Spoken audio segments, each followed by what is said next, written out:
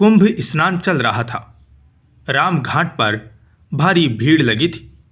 शिव पार्वती जी आकाश से गुजरे। माता पार्वती जी ने इतनी भीड़ का कारण पूछा।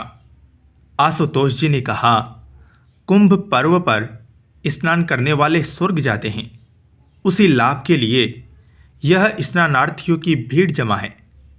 माता पार्वती जी का कौतूहल तो शांत हो गया, पर नया संदेह उपज पड़ा कि इतने लोग स्वर्ग कहाँ पहुँच पाते हैं नाथ। भगवती जी ने अपना नया संदेह प्रकट किया और समाधान चाहा। भगवान शिव जी बोले, शरीर को गीला करना एक बात है और मन की मलिनता धोने वाला स्नान ज़्यादा ज़रूरी है। मन को धोने वाले ही स्वर्ग जाते हैं। ऐसे लोगों को ही स्वर्ग मिलता है। संदेह घटा नहीं और बढ़ गया। माता पार्वती जी बोली, यह कैसे पता चले कि किसने शरीर धोया, किसने मन संजोया? यह कार्य से जाना जाता है।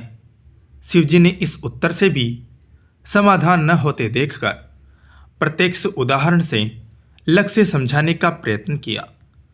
मार्ग में शिव जी कुरूप कोड़ी बनकर पड़े रहे।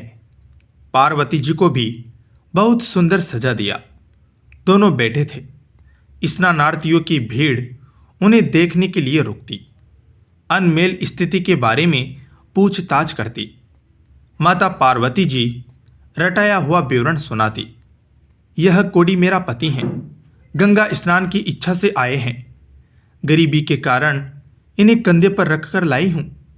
बहुत थक जाने के कारण थोड़े विराम के लिए हम लोग यहाँ बैठे हैं। अधिकांश दर्शकों की नीयत डिगती दिखती। वे सुंदरी को प्रलोभन देते और पति को छोड़कर अपने साथ चलने की बात कहते। पार्वती लज्जा से घट गई। भला ऐसे भी लोग स्नान को आते हैं क्या? निराशा देखते ही बनती थी। संध्या हो चली। एक उदार चेता आए। विवरण सुना तो आंखों में आंसू भर आए।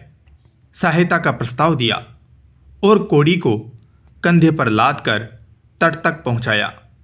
जो सत्तू साथ में था उसमें से उन दोनों को भी खिलाया। साथ ही सुंदरी को बार बार नमन करते हुए कहा, आप जैसी देवियां ही इस धरती की स्तंभ है। धन्य है माता आप, जो इस प्रकार अपना धर्म निभा रही हैं। प्रयोजन पूरा हुआ।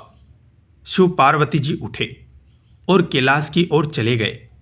रास्ते में कहा, पार्वती, इतनों में एक ही व्यक्ति ऐसा था जिसने मन धोया और स्वर्ग का रास्ता बनाया।